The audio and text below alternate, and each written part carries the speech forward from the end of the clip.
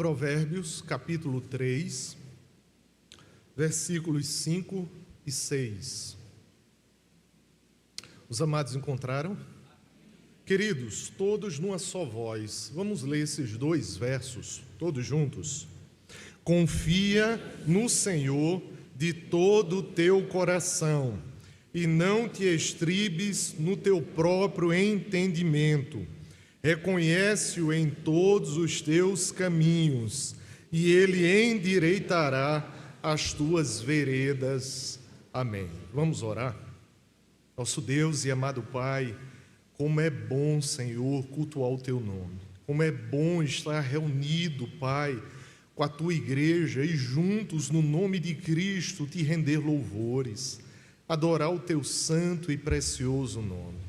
Porque a tua presença nos conforta, nos consola. A tua presença, Pai, nos concede tudo aquilo que necessitamos, Pai.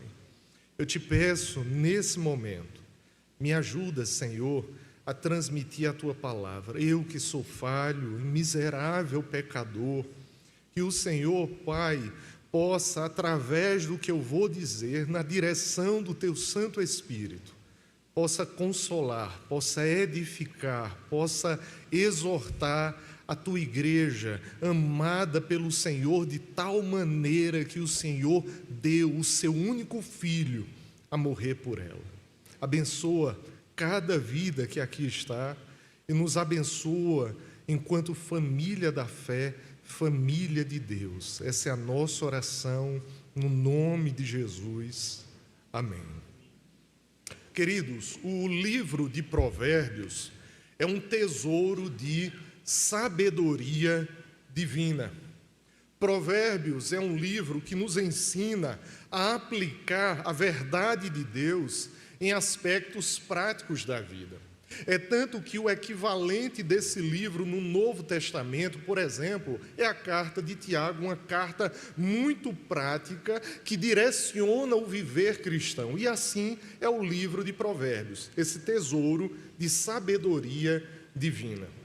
Em Provérbios, a sabedoria ela é personificada como uma mulher.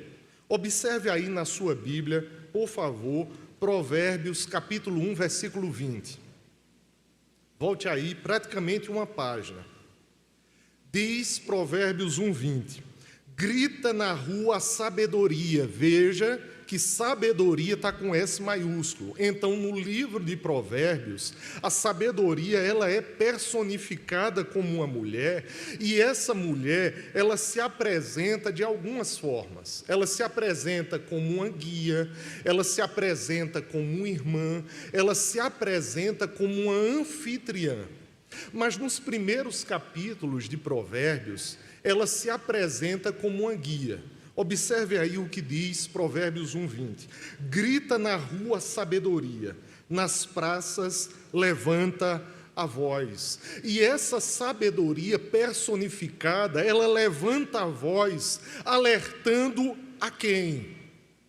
Principalmente aqueles que biblicamente são chamados de nécios. Se você observar, por exemplo, o versículo 22 do capítulo 1 diz assim: até quando, ó nécios, amareis a necessidade, e vós, escarnecedores, desejareis o escárnio, e vós, loucos, aborrecereis o conhecimento. Vamos pegar o termo nécios. Nécios, especialmente em Provérbios, é um termo aplicado a pessoas que carecem de discernimento. Nécios é um termo aplicado a um grupo de pessoas que não valorizam a sabedoria ou a correção. Então, quem é o nécio, biblicamente falando, e especialmente aqui no livro de Provérbios? É uma pessoa sem discernimento, uma pessoa que não valoriza a sabedoria, que tem um pé atrás quando alguém ou uma palavra vem corrigi-lo. Mas o nécio, ele é caracterizado por mais coisas. Ele é caracterizado, por exemplo, por uma pessoa que age com insensatez, age com uma falta de controle, age rejeitando a disciplina. E por quê? Porque pessoas assim, elas agem por orgulho ou teimosia. Observe quantas características estão empregadas àquela pessoa ou grupo de pessoas que biblicamente são chamados de nécios. Nécios, no nosso popular, no nosso coloquial, são aquelas pessoas tolas. O nécio é o tolo, é a tola. Ou seja, aquele que age sem discernimento, sem sabedoria, tem ojeriza em relação à correção, é insensato, não tem autocontrole, rejeita a disciplina, age com orgulho e teimosia. E eu fiquei pensando, quantas vezes nós agimos assim? Somos teimosos quando a palavra de Deus diz assim, não faça. Vamos lá, fazemos. Muitas vezes agimos de forma orgulhosa, teimosa, com insensatez. E por quê? Porque não estamos dando ouvidos à voz da sabedoria. A sabedoria que clama a nós, que muitas vezes agimos como nécios, essa voz que diz assim, obedece a Deus, ouve a Deus, busca a Deus, busca guiar o teu caminho com Deus, porque se Deus for o teu guia, Ele endireitará as tuas veredas, e você vai ter um caminhar sábio, um caminhar próspero, um caminhar bem-sucedido. Por quê? Porque estamos dando voz não a qualquer sabedoria, mas uma sabedoria bíblica que diz assim, nécios, deixai de ser nécios e dai ouvido à voz do Senhor. Agora, observe o capítulo 3, por favor. Observe que no título do capítulo 3 de Provérbios, a sabedoria, ela é mencionada mais uma vez, exortando aquele que biblicamente em Provérbios é chamado de filho meu. E a sabedoria está exortando a filho meu a fazer o quê? Obedecer ao Senhor. Observe aí Provérbios capítulo 3, verso 1. Olha o que diz o texto. Filho meu, não te esqueças dos meus ensinamentos, e o teu coração guarde os meus mandamentos. O que é que a sabedoria bíblica, ela está alçando a voz e está falando para filho meu? Obedece a Deus, obedece ao Senhor. A sabedoria, ela está falando para mim e para você, porque nós estamos sendo contemplados no texto bíblico como esse filho meu. Deus, quando fala com você, fala filho meu. Deus, quando fala com a serva dele, fala filha minha. Veja, filho meu nos contempla enquanto povo de Deus aqui. E o texto bíblico está dizendo, filho meu, filha minha, obedece ao Senhor. Quem está dizendo isso? A sabedoria em pessoa, personificada. Essa sabedoria que aponta para aquele que é a sabedoria por excelência, o nosso Senhor e Salvador Jesus Cristo. Quando você observa o capítulo 3, especificamente os versículos da nossa passagem, os versículos 5 e 6, essa sabedoria, ela continua falando para filho meu obedecer ao Senhor. Mas obedecer ao Senhor, dentre outras coisas, na confiança total a Deus. Então, quando você e eu, na condição de filho do Senhor, nós confiamos plenamente no Senhor, nós estamos obedecendo ao Senhor, dando ouvidos ao Senhor, atendendo à voz da sabedoria bíblica. Os versículos 5 e 6 fala sobre isso. Eu e você confiarmos totalmente no Senhor. E por que essa temática ela é tão importante nos dias de hoje? Você e eu, nós vivemos em um mundo que exalta a autossuficiência. O mundo muitas vezes prega a um coração enganoso e desesperadamente corrupto, dizendo assim: você não depende de nada nem de ninguém.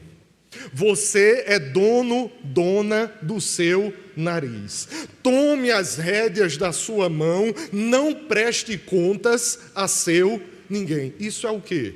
É um discurso mundano, diabólico, pecaminoso, que está pregando a autossuficiência que, humanamente falando, ela não existe. Isso é engano, isso é engodo de um coração desesperadamente corrupto.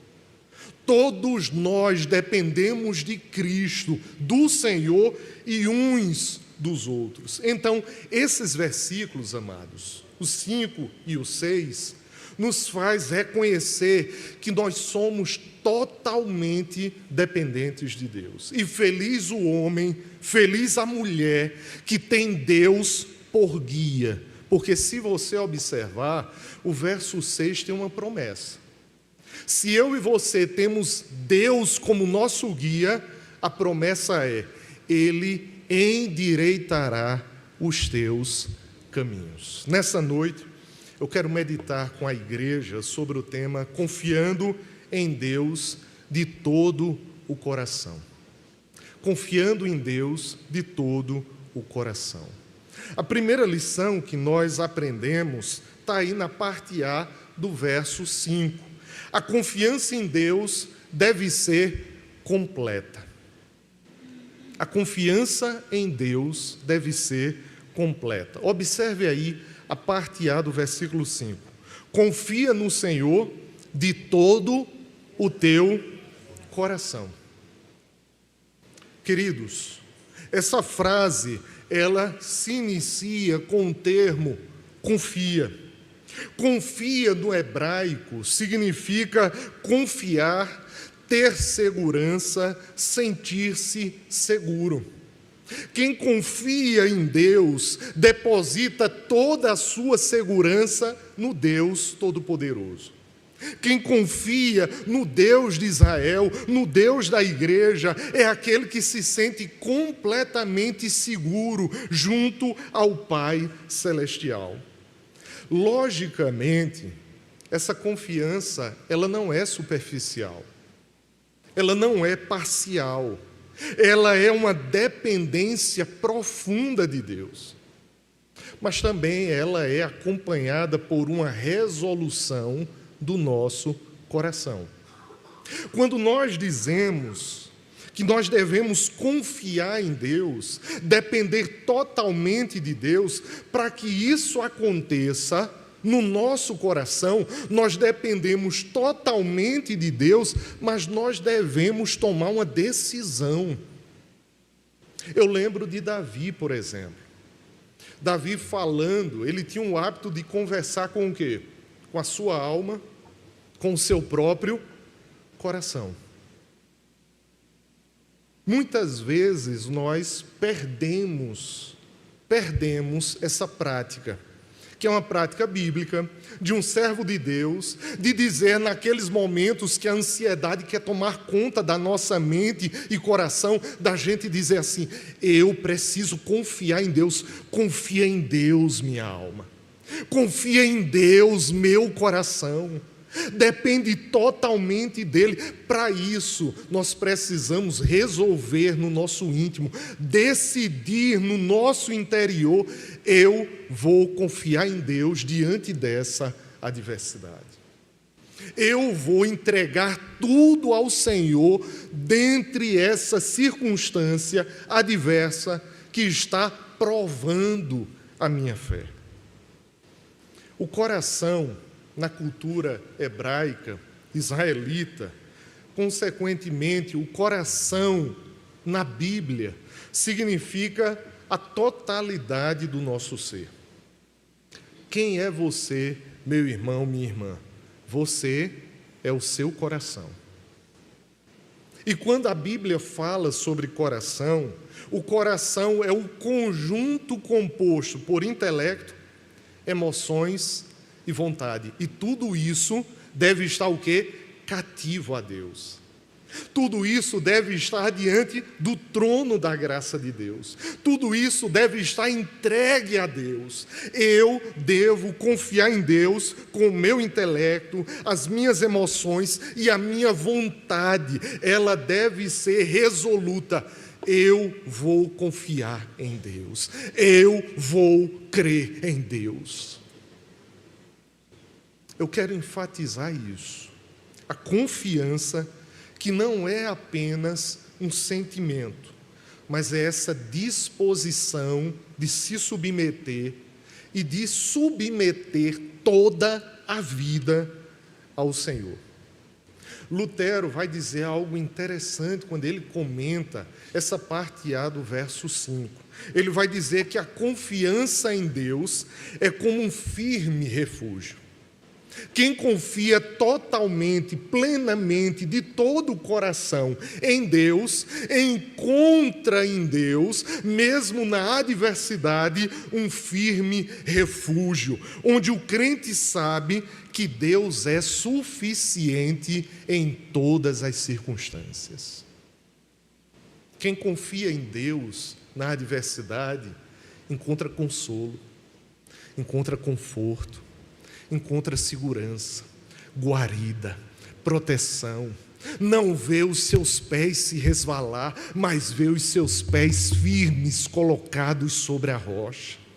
Quem confia plenamente em Deus de todo o coração, entende que Deus é aquele pastor que faz com que Ele em nada nos falte, em nenhuma situação, em nenhuma circunstância. Mas aí cabe uma pergunta: como sabemos que estamos confiando plenamente em Deus? Eu e você podemos ter certeza de que estamos confiando em Deus quando nós colocamos plenamente a situação aos cuidados de Deus. E sabe o que é que o colocar tudo diante de Deus vai gerar em mim, em você? Aquele sentimento de descanso e de paz que excede todo entendimento. Todo filho e filha aqui, nesse culto, nessa noite, que colocou uma situação diante de Deus e decidiu colocá-la completamente aos cuidados de Deus, sentiu essa paz que Paulo fala lá em Filipenses 4, 6, 7. Sentiu uma paz, sentiu a presença de Deus, sentiu o conforto, o consolo de Deus, guardando sua mente e seu coração e fazendo confiar de que Ele estava com você naquela situação.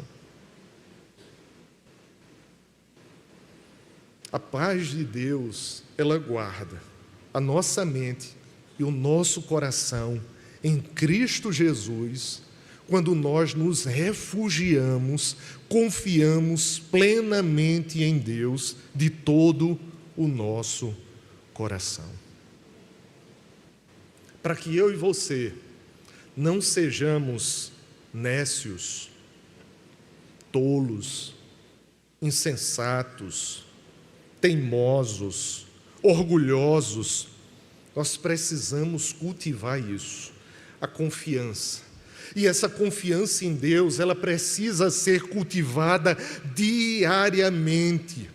Eu e você, nós precisamos aprender a parar e contar histórias para Deus, e relatar para Deus, e se expressar diante de Deus, e colocar as nossas lamentações diante do Deus Altíssimo. Nós precisamos, irmãos, ter tempo para Deus, porque quem tem tempo para Deus tem tempo para a bênção. Quem tem tempo para Deus, tem tempo para consolo. Quem tem tempo para Deus, tem tempo para ser fortalecido. Quem coloca tudo diante de Deus, seus fardos, tem no Senhor um firme refúgio. Eu pergunto a você, meu querido, minha querida, onde você tem colocado a sua segurança, a sua confiança? O que ou quem você tem feito de seu refúgio? Nós estamos falando sobre confiando em Deus de todo o coração. A segunda lição está na parte B do verso 5. Devemos evitar a autossuficiência. Olha o texto, parte B do verso 5. E não te estribes. Estribes significa e não se apoie no teu próprio entendimento. A palavra estribes significa isso. Apoiar-se, inclinar-se. A ideia aqui é que o meu e o teu entendimento, que é um entendimento humano, esse entendimento humano, ele é limitado. O nosso entendimento é sujeito ao erro, à falha.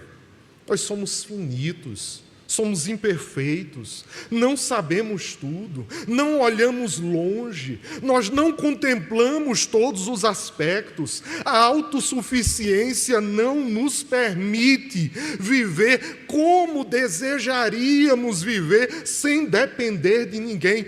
Não existe autossuficiência.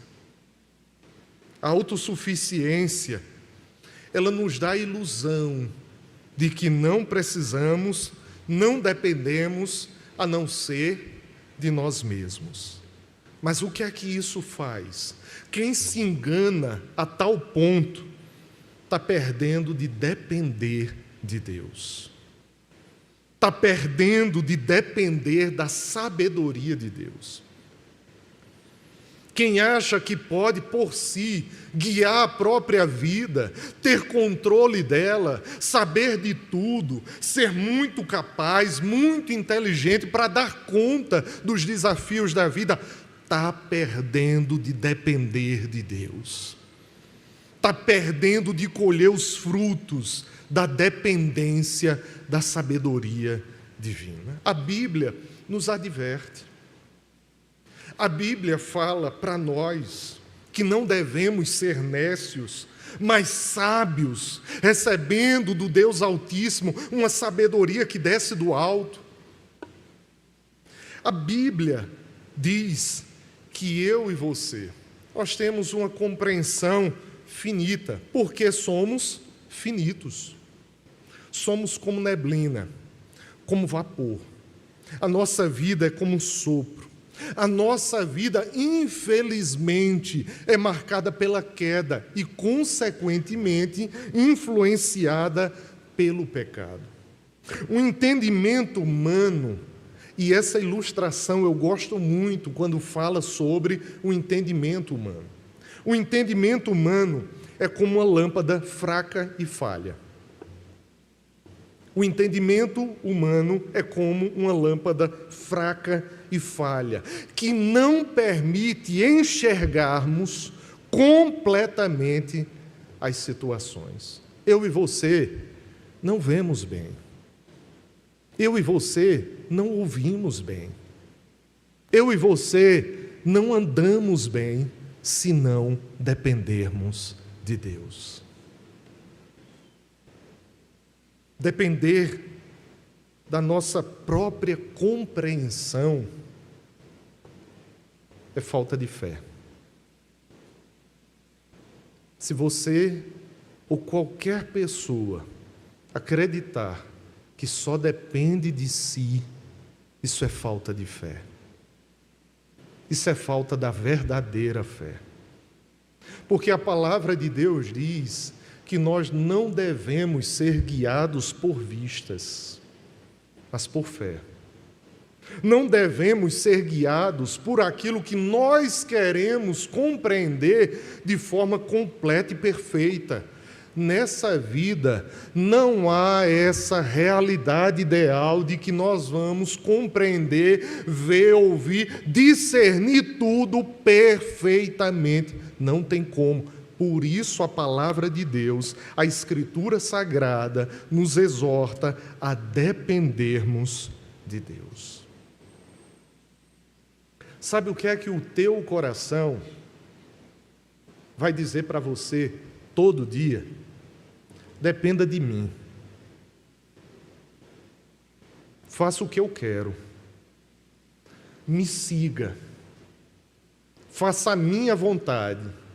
Seja feliz fazendo o que eu estou inclinando você a fazer. E sabe, como servos de Deus, o que nós devemos fazer todo dia é desafiar o nosso coração. Todo dia, eu e você, nós temos que desafiar essa tendência de autossuficiência. Quando confrontado com decisões ou desafios, lembre-se de que a sabedoria de Deus é infinitamente maior que a sua, que a minha. Peça a Ele discernimento. Peça a Ele que abra os teus olhos. Peça a Ele sensibilidade espiritual para compreender, nem que seja minimamente, o agir dEle nessa situação que você está vivendo. Para finalizar, sobre a nossa temática, confiando em Deus de todo o coração, a terceira e última lição está no verso 6. E ela é: devemos reconhecer Deus em todos os nossos caminhos. Olha o que diz o verso 6. Reconhece-o em todos os teus caminhos, e Ele endireitará as tuas veredas. Duas expressões aí importantes. Reconhecer. Reconhecer não é um mero conhecimento. Reconhecer, aqui no verso 6 de Provérbios 3, significa um conhecimento íntimo. É um conhecimento relacional entre, no mínimo, duas pessoas. Então, eu reconheço uma pessoa quando eu já tive contato com ela. Quando eu tenho uma mínima impressão de fisionomia, de que eu já conversei com ela, daí eu reconheço ela. Significa que eu, para reconhecer a Deus nos meus caminhos, eu necessito de quê? Relacionamento com Deus, intimidade com Deus. E quando fala aí, outra expressão riquíssima do verso 6, caminhos. Caminhos significa tudo na tua vida. Tudo na tua vida. Todas as áreas da tua vida e todas as decisões que você vai tomar diante da face de Deus. Então, reconhecer a Deus, o que é que significa? Significa: Senhor, eu tenho uma decisão para tomar. Me ajuda nessa decisão. Toma comigo. Senhor, eu tenho algo a resolver.